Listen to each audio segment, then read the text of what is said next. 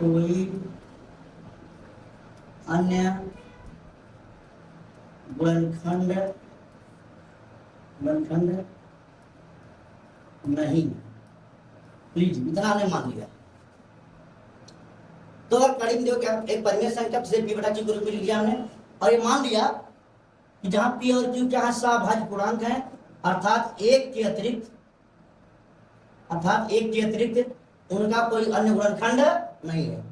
तो अब सुनिए क्या करते हैं इस बात को, इस क्यू को उठा इधर कर लेते हैं, हो जाएगा कड़ी में 2 इंटू क्यू बराबर हो जाएगा आपका पी। क्या हो जाएगा? पी। अब कहेंगे दोनों पक्षों का वर्ग करने पर, दोनों पक्षों का कर देंगे, वर्ग कर देंगे, कर दीजिए। हो जाएगा आपका क्या, कड़ी में 2 पी का क्या होल स्क्वायर बराबर पी का क्या, सॉरी यहाँ पर कड़ी में 2 क्यू का होल स्क्वायर बराबर पी का स्क्वायर। फिर क्या लिखेंगे, तो हो जाएगा 2 क्यू स्क्वायर बराबर पी स्क्वायर, है ना। अब इसी को हम लोग मान लेते हैं समीकरण नंबर, तो किसको नहीं मानते हैं, यहाँ पर ऐसा नहीं मानते हैं, ऐसे मानते हैं पी स्क्वायर। चलिए ये हो गया 2 क्यू स्क्वायर बराबर पी स्क्वायर। इसका मतलब ये हुआ अगर मैं 2 को हटा के यहाँ 2 कर दूं, इसका मतलब पी स्क्वायर को 2 से भाग देने पर क्या आ रहा है, क्यू स्क्वायर आ रहा है ना। इसका मतलब जो पी स्क्वायर है वो 2 से क्या है, विभाज्य है ना। इसका तो यही मतलब हुआ। यहाँ लिखते हैं हम इस बात को, लिख देते हैं, तो इसको मैं लिख देता हूँ, हो जाएगा आपका 2 क्यू स्क्वायर बराबर पी स्क्वायर। यहाँ लिखूंगा अर्थात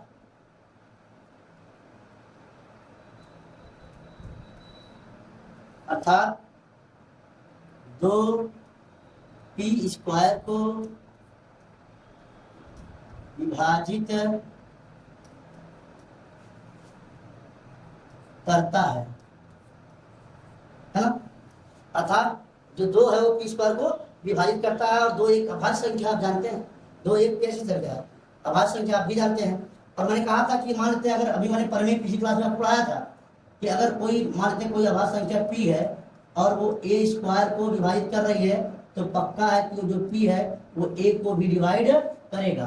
अगर कोई संख्या ए स्क्वायर जो पी से कट रहा है, तो पक्का वो संख्या का वर्गमूल यानी ए भी पी से कटेगा। ये बात मैंने आपको सिखाया है पिछली क्लास में। देखिए अर्थात जो 2 है वो पी स्क्वायर को विभाजित करता है, अतः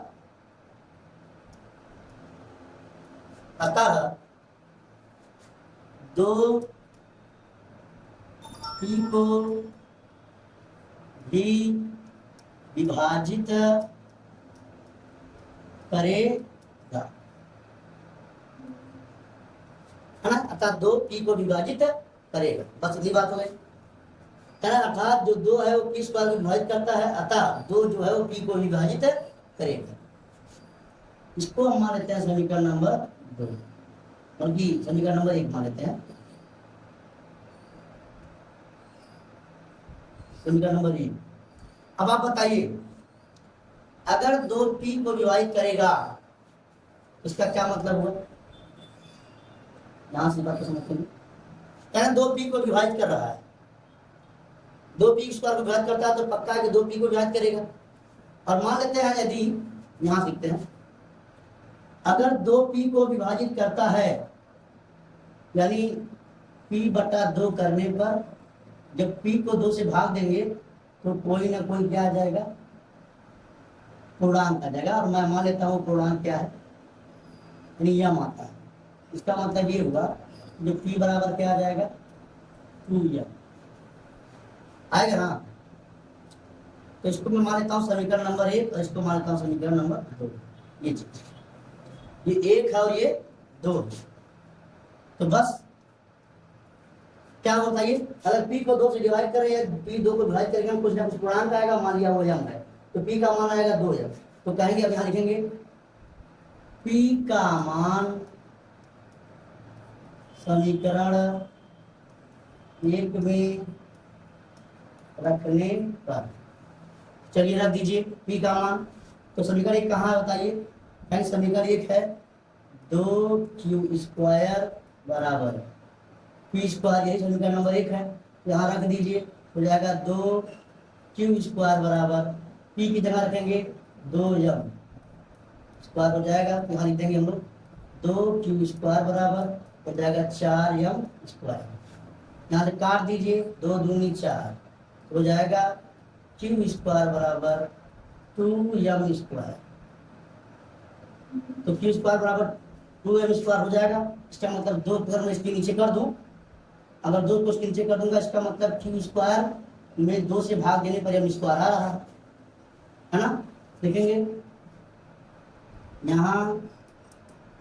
यहाँ 2q² को विभाजित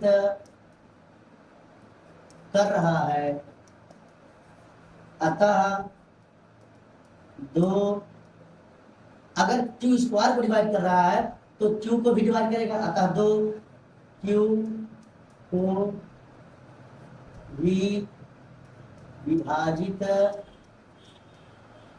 करेगा। इसको मान लेते हैं समीकरण नंबर 3। अब समीकरण 2 और 3 को थोड़ा सा देख लेते हैं। तो कह रहे हैं कि 2p को भी विभाजित करता है, कह रहे हैं 2p को विभाजित करता है और कह रहे हैं 2q को भी विभाजित करता है। इसका मतलब यह हुआ कि 2p को विभाजित कर रहा है, 2q को विभाजित कर रहा है। इसका मतलब वो जो 2 है वो p और q दोनों को विभाजित करता है। नहीं देते हैं समीकरण 1, समीकरण 2, समीकरण 2 तथा 3 से क्या निकलेगा? 2p तथा q दोनों को विभाजित करता। तो मतलब यही हुआ 2 और 3 से, जो 2 है p तथा q दोनों को विभाजित करता है। अब 2 अगर p और q दोनों को विभाजित करता है, अतः जब 2 p और q दोनों को विभाजित करेगा, अतः 2 p और q का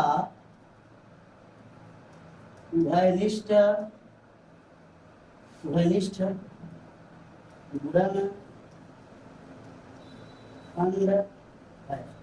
ये तो मतलब हुआ कि अगर 2 p और q दोनों को विभाजित करता है, अतः 2 जो है p और q का उभयनिष्ठ गुणनखंड है। और यहाँ हम मान रहे हैं, देखिए इसमें हम क्या माना है कि एक के अतिरिक्त उनका कोई गुणनखंड नहीं है। और यहाँ क्या आ रहा है कि जो 2 है वो p और q का उभयनिष्ठ गुणनखंड है। इसका मतलब ये हुआ कि हमने क्या माना था? गलत माना था, ना लिखेंगे। इसलिए कहेंगे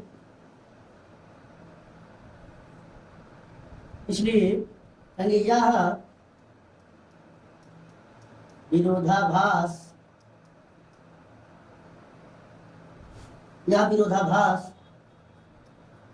हमारी गलत परिकल्पना के कारण प्राप्त हो रहा है। कहेंगे यहाँ जो विरोधाभास आ रहा है, पहले तो कह रहे हैं कि एक के अलावा कोई गुणनखंड नहीं है, और यहाँ कह रहे हैं कि 2 p और q का उभयनिष्ठ गुणनखंड है। तो यह विरोधाभास हमारी गलत परिकल्पना के कारण ही प्राप्त हो रहा है। इसका मतलब जो माना था क्या है, वो गलत है। पहले हमने क्या मान लिया था? परिमेय संख्या लास्ट में दिखा रहे हैं कि गलत आ रहा है, लेकिन यह विरोधाभास हमारी गलत परिकल्पना के कारण प्राप्त हो रहा है। अतः हमारा यह मानना कि कड़ी में 2 एक परिमेय संख्या है, क्या है? गलत है। क्या है? गलत है। अतः आइए सही कर लेते हैं। हम लोगों ने जाकर देखा ना यार, गलत माने थे हम लोग। लास्ट में जब हम लोगों ने देखा सिद्ध किया, पहले तो क्या मान लिए, गुस्सा मान लिए कि भैया करीन 2 एक परिमेय संख्या लास्ट में आ रहा है, गलत। तो कहेंगे अतः हमारा यहाँ मानना कि कड़ी में दो एक परिमेय संख्या है, क्या है वो, गलत है। तो आइए सही कर लें। अतः कड़ी में दो एक अपरिमेय संख्या है। ये हो गया हमारा इति सिद्धम, यही सिद्ध हो गया। तो बस ये हमारा क्या हो गया, सिद्ध हो गया। ये हमारा क्या हो गया है, सिद्ध। यहाँ लिख देंगे, यहाँ लिख देंगे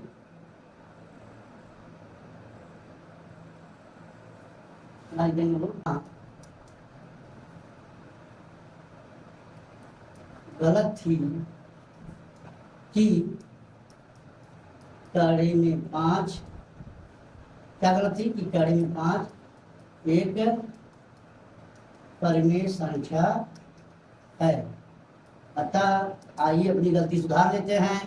तो कहेंगे अतः, गलती सुधार लीजिए, कहेंगे क्या कहेंगे बताइए, अतः कड़ी में 5 एक अपरिमेय संख्या है। ये हो गया इति,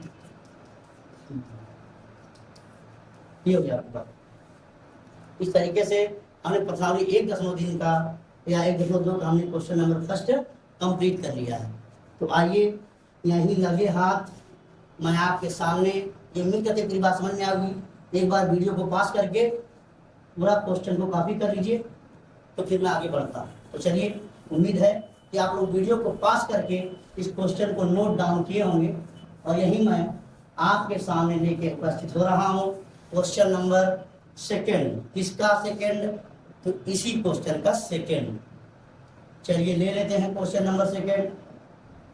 चलिए, सवाल यही सामने लिखा है कि प्रश्नावली 1.3 का कि सिद्ध कीजिए कि 3 प्लस कड़ी में 2 एक अपरिमेय संख्या है। अभी तक तुमने और सीखा था, अब इसको कैसे सिद्ध करेंगे देखिए। यहाँ लिखेंगे, यहाँ क्या लिखेंगे बताइए, यहाँ लिखेंगे हल। चलिए लिखिए, लिखेंगे यहाँ पर हल। चलिए, क्या 3 प्लस कड़ी में 2 परिमेय संख्या है, अपरिमेय संख्या से लिखते माना 3 प्लस 2 कड़ी में 5 एक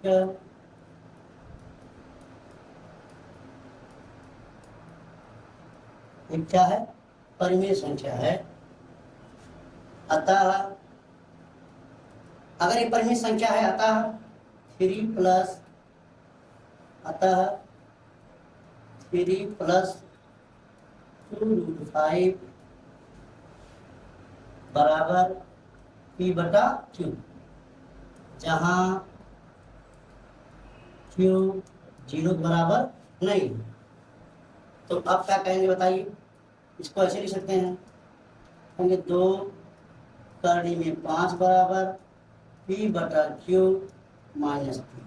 बोलिए, इसको हम ऐसे लिख सकते हैं, 1 कड़ी में 5 बराबर, बताइए इसका पूरा कर दीजिए, तो जाएगा P - 3Q/Q, और ये 2 तो पहले से है, तो इसको लिख सकते हैं। तो कड़ी में 5 यहाँ छोड़ दीजिए और 2 का इधर कर दीजिए भाग, तो जाएगा P - 3Q/2। ये देखिए, मैंने आपके सामने रिजल्ट लिखा है। तो बताइए, अब बताइए P क्या है, एक पूर्णांक है, और Q भी क्या है, एक पूर्णांक है। तो यहाँ 2Q भी रहेगा। यहाँ P पूर्णांक है, Q पूर्णांक है, 2 पूर्णांकों का अंतर भी क्या है, ऊपर वाला क्या आएगा, एक पूर्णांक ही आएगा। और Q पूर्णांक है, किसी पूर्णांक में पूर्णांक से गुणा करते हैं, नीचे वाला भी क्या आएगा, पूर्णांक। अब पूर्णांक बटा पूर्णांक करते हैं तो क्या मिलती है, एक परिमेय संख्या। तो लिखेंगे, देखिए पूर्णांक बटा पूर्णांक करेंगे क्या मिलेगी, परिमेय संख्या प्राप्त होती है। लिखेंगे अतः, या ऐसे लिख देंगे, लिखेंगे चूंकि P - 3Q/2Q एक परिमेय संख्या है, जो कि कड़ी में 5 के बराबर है, अतः कड़ी में 5 भी एक परिमेय संख्या होनी चाहिए। भाई कह रहे हैं कि देखिए ये पूर्णांक है, ये भी पूर्णांक, पूर्णांक बटा पूर्णांक परिमेय संख्या आ रही है, और पूर्णांक परिमेय संख्या ये राइट हैंड साइड वाला क्या है गया, परिमेय संख्या। और जबकि हम पहले से जानते हैं कि कड़ी में 5 क्या है, एक अपरिमेय संख्या। अभी मैंने पहला क्वेश्चन ही सिद्ध किया है। तो बताइए इधर का अगर परिमेय संख्या है तो इधर की भी क्या होनी चाहिए, परिमेय संख्या होनी चाहिए। बोलिए बोलिए, अगर इधर परिमेय संख्या है तो किसी का लेफ्ट का राइट, जैसे left hand right hand side दो साइड है, अगर राइट हैंड साइड परिमेय संख्या है तो लेफ्ट हैंड साइड भी क्या होनी चाहिए, परिमेय संख्या होनी चाहिए। इसे मैंने लिखा है कि अगर राइट हैंड साइड जो कि p-3q/2 एक परिमेय संख्या है जो कि कड़ी में 5 के बराबर है, अतः कड़ी में 5 भी क्या होनी चाहिए, परिमेय संख्या होनी चाहिए। जबकि परंतु कड़ी में 5 एक अपरिमेय संख्या है, ये बात हम जानते हैं और सिद्ध भी कर चुके हैं कि कड़ी में 5 क्या है, एक अपरिमेय संख्या है। तो बताइए ऐसा क्यों आ रहा है, यहाँ तो क्यों ऐसा आ रहा है, क्योंकि यह विरोधाभास या विरोधाभास इसलिए प्राप्त हो रहा है क्योंकि हमारी अवधारणा जैसी को परिकल्पना कह लीजिए क्या है, गलत थी। क्या थी, गलत थी। हमने क्या धारणा गलत की थी, ये 3 + 2 कड़ी में 2 एक परिमेय संख्या है, ये हमने गलत माना था। अतः 3 + 2 कड़ी में 5 एक अपरिमेय संख्या है। ये हो गया आंसर। बता दीजिए कोई दिक्कत, कोई समस्या हो तो यहाँ बता दीजिए। किसी को प्रूफ भी लिख सकते हैं, आप प्रूफ यानी सिद्ध भी लिख सकते हैं। तो उम्मीद करते हैं सवाल आपको आराम से समझ में आ गया होगा और सवाल को आपको बढ़िया से समझ में भी आ गया होगा। तो एक बार वीडियो को पास करिए और नोट इट डाउन फर्स्ट, पहले इस सवाल को नोट कर लीजिए, कॉपी कर लीजिए। इस सवाल को कॉपी करिए तो मैं नेक्स्ट सवाल लेता हूँ, तो कॉपी कर लीजिए। तो उम्मीद करते हैं आप वीडियो को पास किए होंगे, क्वेश्चन को नोट किए होंगे, और मैं आपके सामने अब लेकर उपस्थित हो रहा हूँ इसी प्रश्नावली का 1.2 या 1.3 कह लीजिए, इसका लास्ट सवाल, जिसमें कि 2-3 सवाल हैं। सवाल को मैं बारी बारी से आपके सामने लूँगा। चलिए लेते हैं। तो चलिए, तो अभी मैं क्वेश्चन नंबर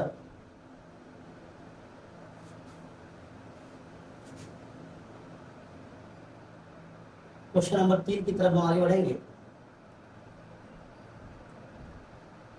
हाँ, ये हो गया आपका क्वेश्चन नंबर 3।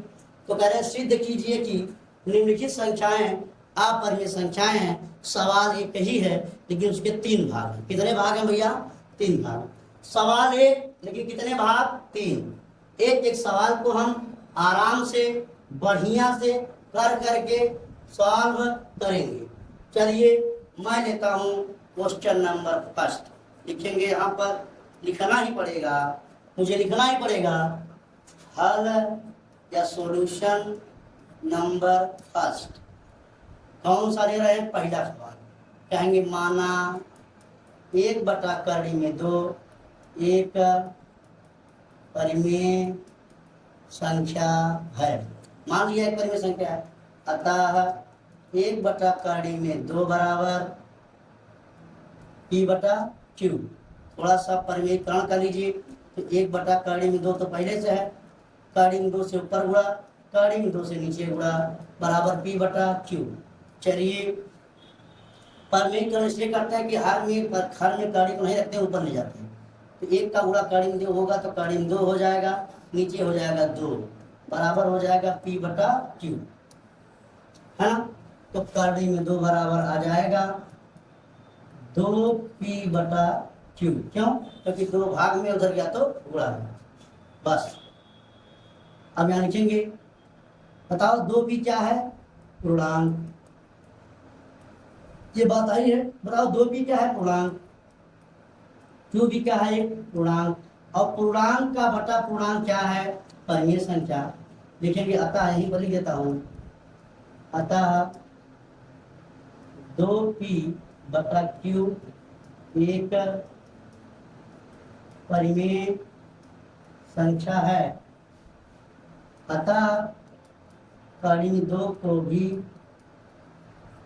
एक परिमेय संख्या होना चाहिए। परंतु हम जानते हैं, क्या जानते हैं आप लोग भाई? परंतु हम जानते हैं कि कड़ी में 2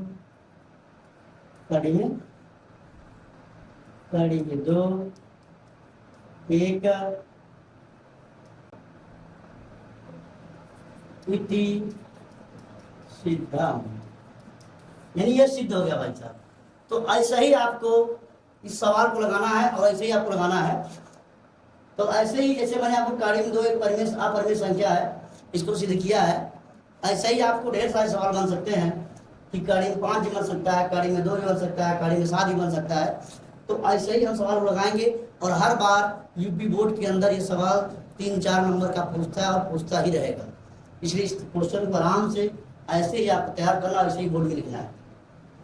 तो चलिए, उम्मीद करते हैं कि पूरी बात आपको समझ में आ गई होगी। तो यहीं से हम लोग नेक्स्ट क्लास लेते हैं। चलिए, तो ये बात आपको समझ में आ गई है। अब यहीं पर हम लोग स्टार्ट करेंगे। जी हाँ, तो आपको उम्मीद करते हो बात समझ में आ गई होगी। और अब हम स्टार्ट करने जा रहे हैं class 10th mathematics chapter first का जो रियल नंबर है उसका पर्सनालिटी का 1.3 का जो चैप्टर नंबर फर्स्ट है, एंड जो पहला सवाल है। अच्छा, नई पुरानी वाले में ये पर्सनालिटी 1.3 दी है, और जो नई वाली आ रही है एनसीईआरटी। तो एक बार इसको हम लोग, जो नई वाली एनसीईआरटी है, तो जो नई वाली एनसीईआरटी हमारी आ रही है उसमें अभी नया जो एडिशन मिल रहा है उसमें ये सवाल जो है आपको मिलेगा। ये सारे सवाल कहाँ मिलेंगे? प्रश्नावली 1.2 में करके मिलेंगे। तो पुरानी वाली अगर आप बुक फॉलो कर रहे हैं उसमें प्रश्नावली 1.3 है, और अगर नई वाली फॉलो कर रहे हैं उसमें प्रश्नावली 1.2। तो आइए फिर से एक बेहतरीन सवाल लेके आ रहा हूँ। अभी मैंने आपके सामने सिद्ध किया है, सिद्ध कीजिए कि कड़ी में 2 एक अपरिमेय संख्या है। और आपकी एनसीईआरटी के प्रश्नावली 1.5, 1.2 और 1.3 में पहला सवाल भी वही दिया है, कह रहे हैं कि सिद्ध कीजिए कि कड़ी में 5 एक अपरिमेय संख्या है। तो तरीका बिल्कुल सही है, बिल्कुल वही लगाना है। तो लिखेंगे हम लोग प्रूफ। क्या लिखेंगे?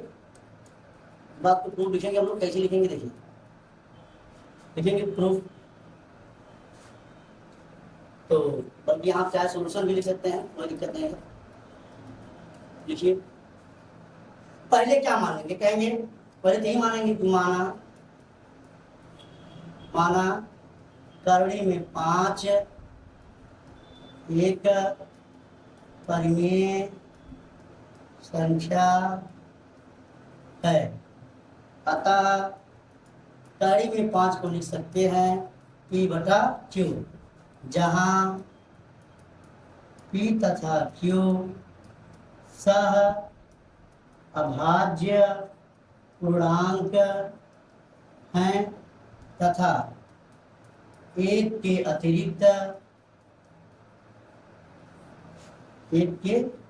अतिरिक्त उनका कोई अन्य गुणनखंड नहीं है। क्या है? नहीं, यानी एक के अतिरिक्त इनका कोई अन्य गुणनखंड नहीं है, इसलिए इसको इधर कर लीजिए, हो जाएगा कड़ी में 5q बराबर p, कहेंगे दोनों पक्षों का वर्ग करने पर, वर्ग कर दीजिए। तो जैसे आप वर्ग करेंगे तो जाएगा 5q² बराबर p²।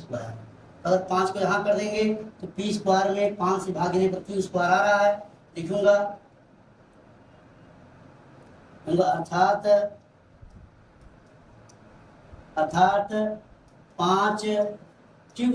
5 जो है, अर्थात 5 जो है p² को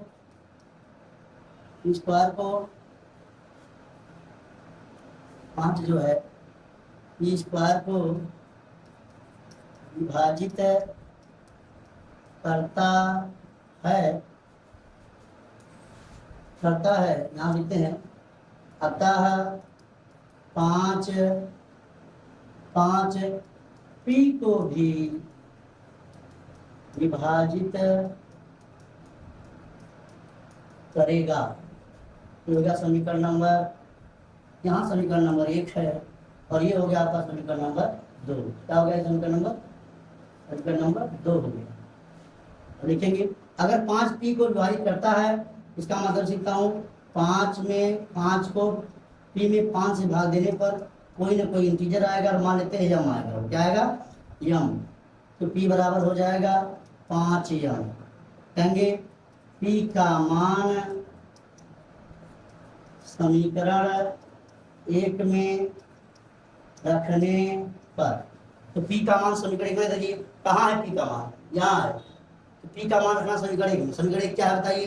कहें समीकरण नंबर 1 क्या है वो 5q² बराबर p²। p का मान रखिए तो जाएगा 5q² बराबर 5m का क्या होल स्क्वायर, यही होगा। तो जब इतना लिख देंगे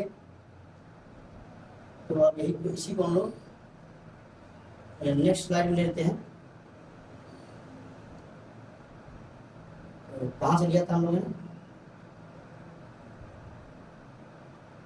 हाँ, तो हमने लिया है यहाँ से, क्या लिया बताइए? 5q² बराबर 5q² बराबर 5m का क्या होल स्क्वायर। तो यही हमको लेना है। तो अब इस बात को यहीं से मैं आगे बढ़ाऊंगा। तो अगर आप यहाँ से इस बात को मैं आगे बढ़ा देता हूँ, तो वहाँ से हमने क्या लिखा बताइए? कई सवाल था, तो हमने वहाँ से क्या लिखा था? आया क्या था हमारा बताइए? हमारा आया था यही हमारा, इसको बल्कि इसको यही हमारा है। तो यहाँ तक हमने क्या लिया है, तो यहीं पर मैं इस बात को यहाँ लिख देता हूँ कि समीकरण नंबर 1 क्या था हमारा? ये हमारा समीकरण नंबर 1 यहाँ हमारा है। मैंने क्या लिखा समीकरण नंबर 1? यही बनाया है कि समीकरण नंबर 1 मैंने क्या बनाया बताइए? समीकरण नंबर 1 मैंने क्या बनाया है कि 5p को विभाजित करता है। 5p को विभाजित के समीकरण नंबर 1 मैंने बनाया है। तो मैं उम्मीद करता हूँ इतना आप समझ गए, इसको इरेज कर देते हैं हम लोग यहीं से। तो इरेज करने के बाद मैं आपके सामने आगे बढ़ रहा हूँ। तो लास्ट में हमारा क्या आता बताइए? लास्ट में हमारा आया था 5q² बराबर 25m²। काट दीजिए तो जाएगा q² बराबर 5m²। यहाँ से इसका मतलब हुआ कि जो 5 है 5 यहाँ लिखेंगे। अतः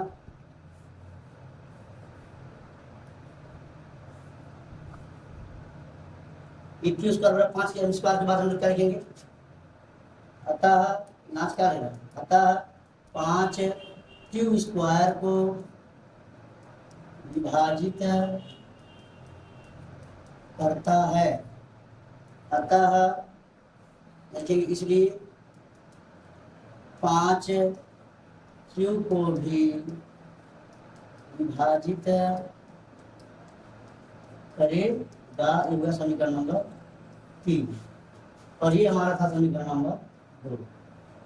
तो समीकरण नंबर जो 2 है वो कह रहा है कि 5 पी को विभाजित करता है, और समीकरण नंबर जो 3 वो कह रहा है 5 क्यू को विभाजित करता है। अर्थात ध्यान दीजिए आप लोग, समीकरण 2 तथा 3 से 5 पी तथा क्यू दोनों को विभाजित करता है, यानी 5 पी तथा क्यू दोनों को विभाजित करता है। लिखेंगे अतः, अतः 5 पी तथा क्यू का एक भयनिष्ठ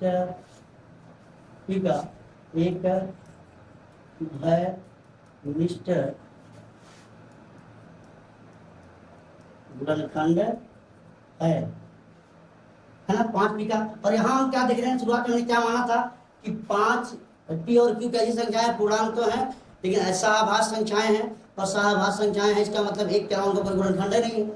वहां तो कह रहे हैं कि पी और क्यू का कोई गुणनखंड नहीं है, और यहाँ लास्ट में लाते थे क्या ला दिए कि 5 पी तथा क्यू का एक गुणनखंड है ना, क्या ला दिए, यही ला दिए। बताइए, यह विरोधाभास इसलिए प्राप्त हो रहा है क्योंकि हमारी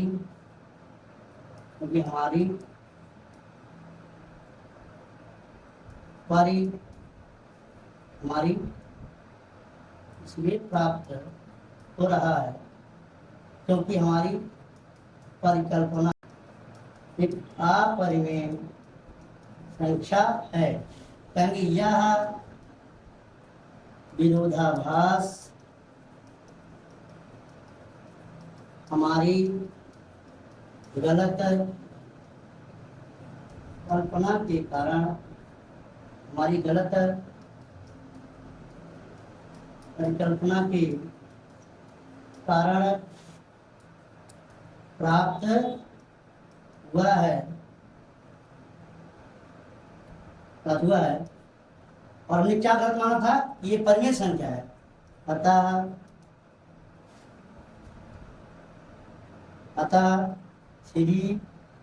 क्या था, अतः 1/2 एक अपरिमेय संख्या है। बहुत तेजी से बात करना है, कितनी बात करें आपको लगता है, उम्मीद है कि समझ में आ गया होगा, तो तुरंत इसको कॉपी करिए तो मैं आगे बढ़ूँ, इसको आप कॉपी करिए तो मैं आगे बढ़ूँ। तो उम्मीद करते हैं आप वीडियो को पॉज किए होंगे और इस क्वेश्चन को कॉपी किए होंगे और समझ में भी आया होगा। बिल्कुल एक सेंटेंस आपको याद कर लेना है और समझ जाना है, और एक एक क्वेश्चन को आराम से मैं सॉल्व करवा रहा हूँ। आइए यहीं पर मैं लेता हूँ सॉल्यूशन नंबर 2। कौन सा 2 सॉल्यूशन नंबर क्या है बताइए। कहेंगे 7 कड़ी में 2, कहेंगे माना 7 कड़ी में 5 एक परिमेय संख्या है, मान लेना है, इसे मानेंगे। अतः 7 कड़ी में 5 बराबर P/Q, Q does not equal to Q, जहाँ है ना, कर लीजिए। तो कड़ी में 5 बराबर आ जाएगा P/7Q आ जाएगा। तो जैसे लिखेंगे इसको देखिए, ये है पूर्णांक, नीचे भी क्या है पूर्णांक, पूर्णांक बटा पूर्णांक क्या हो जाएगा, परिमेय संख्या। तो लिखेंगे, कहेंगे चूंकि P/7Q एक परिमेय संख्या है, अतः कड़ी में 5 भी एक परिमेय संख्या होनी चाहिए। परंतु हम जानते हैं कि कड़ी में 5 एक कड़ी में 5 एक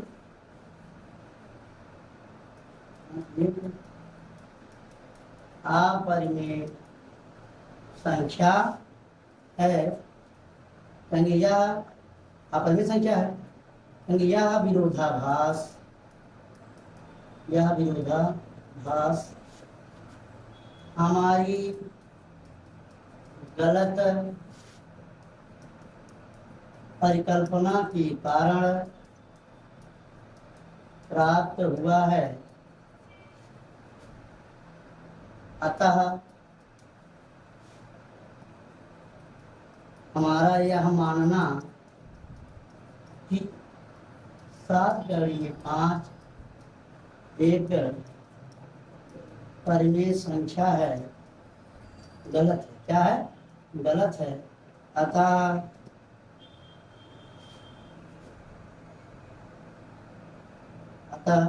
करड़ी में 7/5 एक अपरिमेय संख्या है इति सिद्धांत। ये हो गई बात।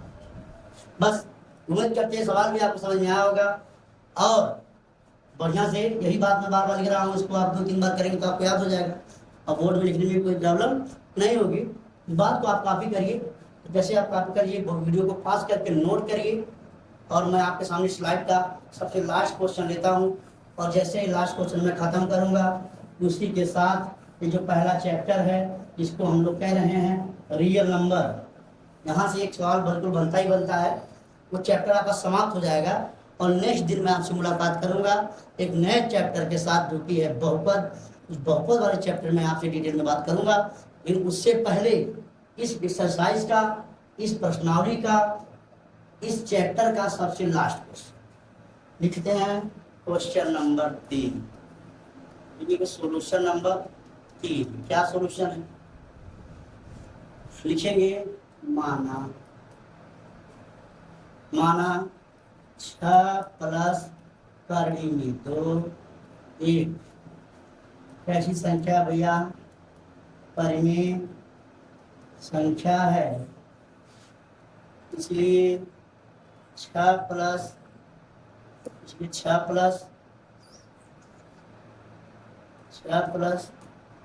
करड़ी में 2 बराबर P/Q लिख सकते हैं, जहाँ Q 0 नहीं है, यहाँ पर क्या लिख सकते हैं? करड़ी में 2 बराबर P/Q माइनस 6, करड़ी में 2 बराबर P माइनस 6Q बटा के आ गया Q। लीजिए भाई साहब जो प्राप्त हुआ है। अब बताइए ये भी P पूर्णांक 6Q पूर्णांक में से पूर्णांक जाएगा, क्या बचेगा बता दीजिए? पूर्णांक। और नीचे भी क्या है? पूर्णांक। पूर्णांक बटा पूर्णांक क्या होता है? परिमेय संख्या। लिखेंगे जहां P माइनस 6Q बटा Q एक पूर्णांक क्या है? पूर्णांक नहीं, एक परिमेय संख्या है।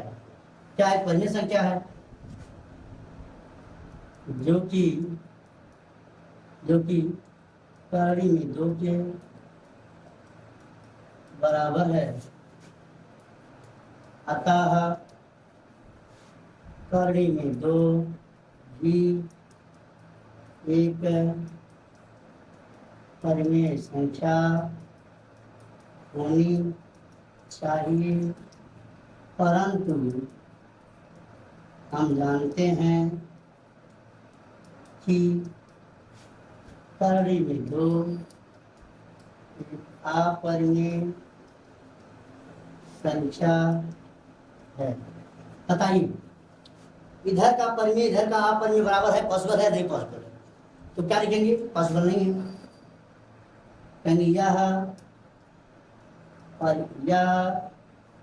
यह विरोधाभास हमारी गलत परिकल्पना के कारण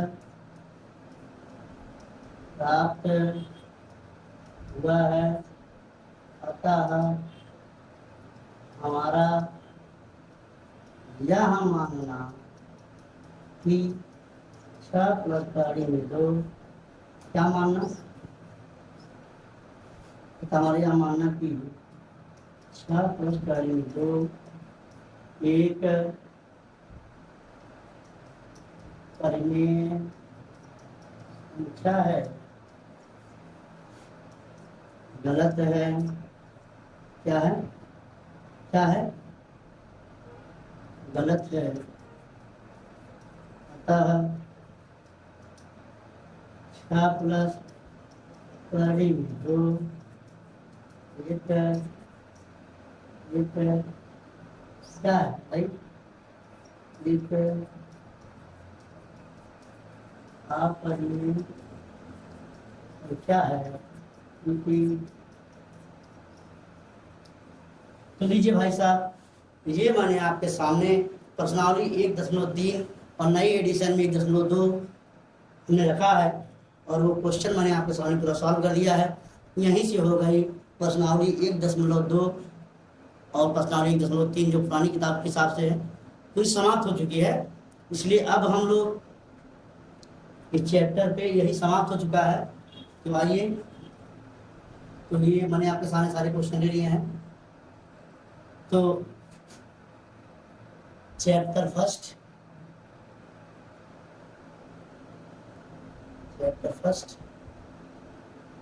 तो ये मैंने आपके सामने लिया था। तो अभी ये सामने आपके सामने क्वेश्चन लिया था।